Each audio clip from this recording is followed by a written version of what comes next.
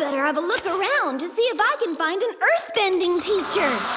This is it. This must be where I come in.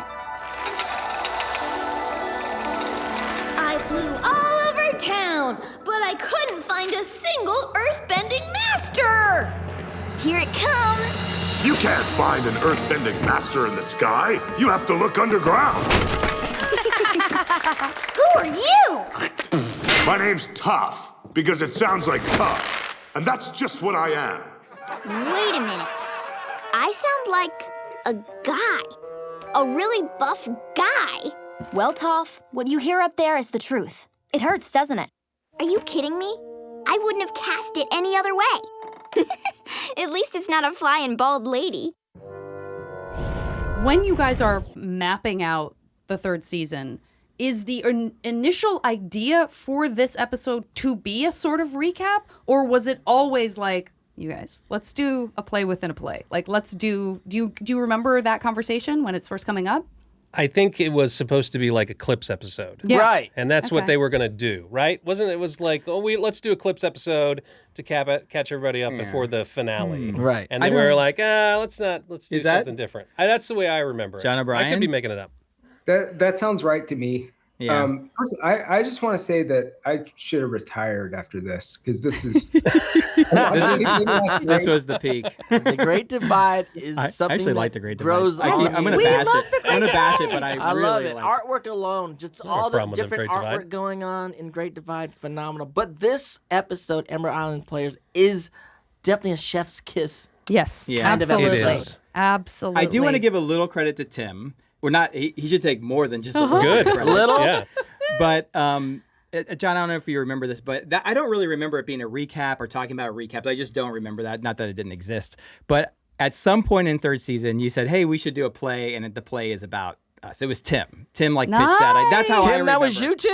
Just like it the was like nugget the of an idea idea. was that there would be like a propaganda version of Right. Avatar Yeah. Adventures that Right. they watched in the Fire Nation. Which we kind And of that- saw a little bit in puppet form. Am I crazy? In puppet form at one of the fire festivals? Yeah, There was this sort right. of Yeah, hint it's of a that kind where of, it was like, You guys, ooh, there's this is a lot of thing. Fire Nation. We don't have to call it propaganda. It's Fire Nation. So Everyone defensive. They're Artists living their always. own truth. Yeah. living their own Yeah. truth. There's artists putting their stories out there. I mean, there's different perspectives of the world. Well, I will say this because later we're going to read some of our listeners, our Cabbage Heads' favorite moments from the episode. But one person said it is kind of strange that there's so much propaganda when ostensibly the playwright is from the Earth Kingdom. That Well, exists yeah. in the and I sort of that stopped me in my tracks. I was like, That's these a- are all great. These He's are all great. And I was like, servicing oh, wait. the Fire Kingdom. Yeah. Yeah. He knows Right. where He his knows where the money money is. comes Yeah, from. exactly. Yeah. He's a writer. Plus, it's even better when He's you a can writer. say, like, propaganda, no, this Right. playwright's from the Earth Kingdom. Exactly. It all has to be That's true. Yeah, deep. they've got his puppy off Right. screen with a gun to its head. I Yeah. think that playwright wrote a lot of that under duress. Yeah, Right. I think you're completely. There was a lot of influence, I probably did- by like some Yeah. execs A heavy with some hand.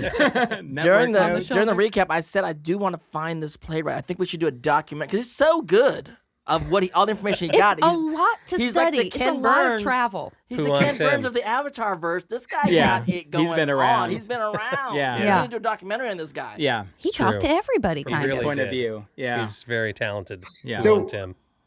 The way I remember this going down, is I think Tim wrote the first act. Like, we split it into acts, right, guys? Yeah. And I That think is the way Tim it did happened. the first. Yep. I did the second act, and Josh did the third act. Oh, Which wow. even that is a different That's cool. approach than Yeah. any other episode, Yeah. right? Yeah. Other than like Tales of Ba Sing Se, which it was all broken by us, and we were all together. Yeah. Yeah, I think so. The idea was very early on in the season, if I can remember it correctly, and it was like, yes, that's going right before the finale. Right. Like, that was like no doubt. It's like a reflection of everything you did. Yes. Probably like a Clips episode, but also sort of like weighing the weight of what's going to happen or looking into the Totally. future, all that kind of stuff, and tapping back into the characters again. yeah.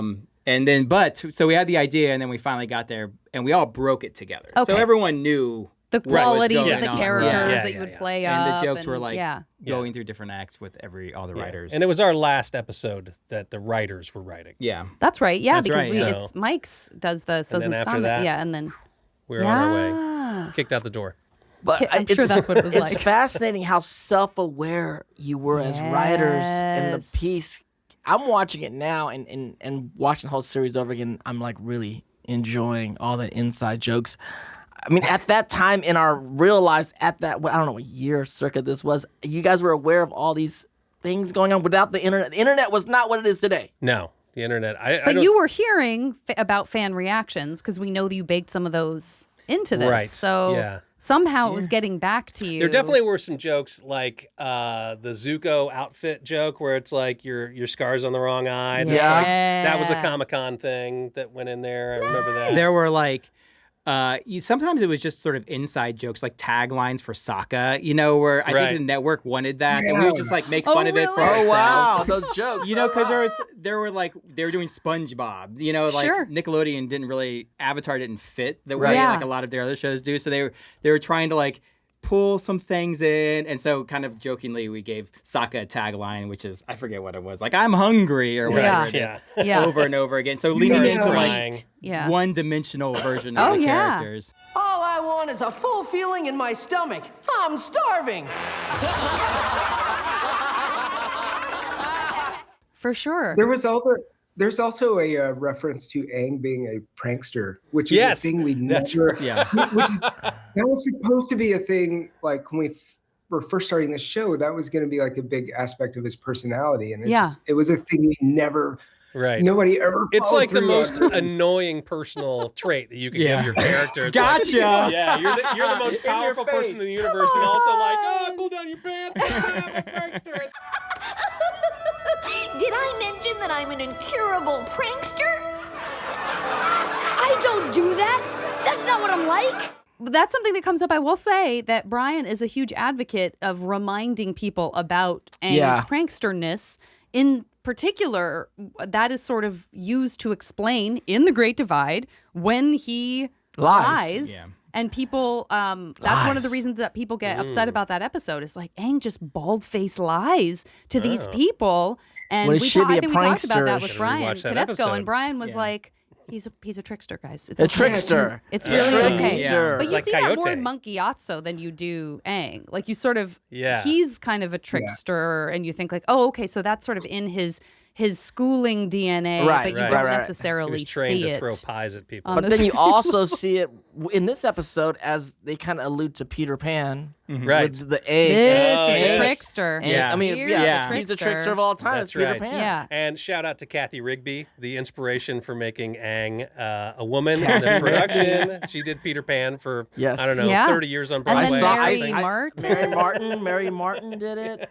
Why do I know? I mean, I know the name Mary Martin. Of Aang flaws, like the fact that he gets that annoyed that a woman is playing him. It's the least enlightened thing ever. I know.